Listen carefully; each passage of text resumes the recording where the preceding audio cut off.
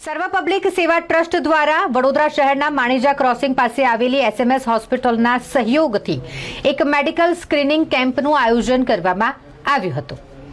આજવા રામપુરા ગામના લોકો માટે અને શાળાના બાળકો માટે આ મેડિકલ સ્ક્રીનિંગ કેમ્પ રાખવામાં આવ્યો હતો। 600 થી પણ વધારે લોકોએ તેનો લાભ લીધો છે। ડાયાબિટીસ છે, બ્લડ પ્રેશર છે, ટીબી છે અને ઇસીજી આ અલગ અલગ જે બીમારી છે તેના માટેના હેલ્થ ચેકઅપ માટેનું આ આયોજન કરવામાં આવ્યું હતું। ઘણા બધા લોકો ગામના જેમણે આ હેલ્થ ચેકઅપ કેમ્પ એટલે કે મેડિકલ સ્ક્રીનિંગ કેમ્પનો લાભ લીધો અને શાળાના બાળકોએ પણ તેનો લાભ લીધો હતો। આ પ્રસંગે ગામના સરપંચ સહિત શાળાના શિક્ષકો અને મોટી સંખ્યામાં ગામના આગેવાનો ઉપસ્થિત રહ્યા હતા। 600 થી પણ વધારે લોકો જોડાયા હોય।